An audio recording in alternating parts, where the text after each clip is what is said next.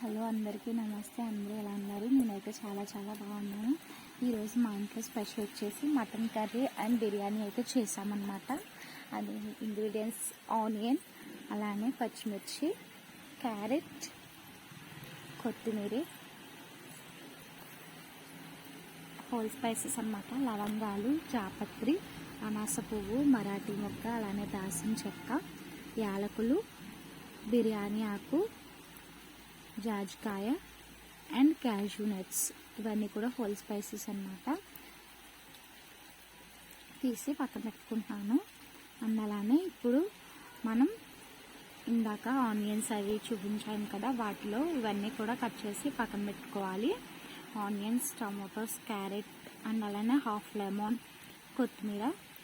ఇప్పుడు అల్లం, వెల్లుల్లి పాయలను తీసుకొని అందులో దాల్చిన చెక్క, లవంగాలు, యాలకులు, అలానే ధనియాలు వేసి పేస్ట్ చేసుకొని పక్కన పెట్టుకోవాలి. ఇప్పుడైతే ఇక్కడ నేను బాస్మతి బియ్యం అయితే తీసుకుంటున్నానండి. ఇవి 2 గ్లాసెస్ అయితే చేసుకుంటున్నాము మా ఇంట్లోకి. అయితే ఇది 2:1 రేషియోలో 1 గ్లాస్ బియ్యానికి మనం 2 గ్లాస్ ఆఫ్ వాటర్ యాడ్ చేసుకోవాలి. బిర్యానీ పొడి పొడిలాడుతూ రావాలి కాబట్టి లాస్ట్ 1 గ్లాస్లో కొంచెం వాటర్ అనేది తగ్గించి వేసుకోవాలి. ఈ బియ్యాన్ని మనం బిర్యానీ చేసుకునే ఒక హాఫ్ అన్ అవర్ ముందు నానబెట్టి పక్కన పెట్టుకోవాలి. ఇప్పుడైతే నేను కర్రీలోకి ఆనియన్స్, పచ్చిమిర్చి, కొత్తిమీర ఇవి కట్ చేసి పక్కన పెట్టుకున్నాను. అలానే ఇందాక అల్లం వెల్లుల్లి పేస్ట్ చూపించాను కదా, అది కూడా పక్కన పెట్టుకోవాలి. ఇక్కడైతే నేను బిర్యానీ అండ్ మటన్ కర్రీ ఒకేసారి చేస్తున్నాను. సో ఫస్ట్ అయితే ఒక కుక్కర్ గిన్నె తీసుకొని అందులో ఆయిల్ యాడ్ చేసుకోవాలి. ఆనియన్స్, పచ్చిమిర్చి వేసుకొని అందులోనే కొంచెం పసుపు, కొంచెం ఉప్పు వేసుకొని వాటిని బాగా మగ్గనివ్వాలన్నమాట. ఈలోపు మనం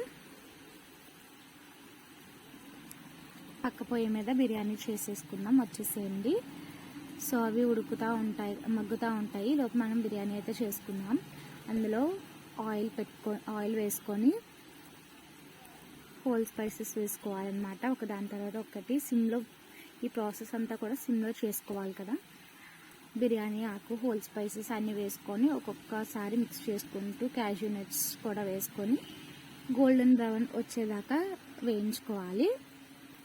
ఇందులోనే మనం కట్ చేసి పెట్టుకున్న ఆనియన్స్ అండ్ అలానే పచ్చిమిర్చి ఇంకా క్యారెట్ కూడా వేసుకొని వేయించుకోవాలి. టమాటోస్ అప్పుడే వేయించొద్దు, క్యారెట్ కొంచెం గట్టిగా ఉంటుంది, అది కొంచెం ఉడకాలి కాబట్టి ఇవన్నిటిని కొంచెం సేపు మిక్స్ చేసుకొని తర్వాత లాస్ట్లో టమాటోస్ అనేది యాడ్ చేసుకోండి.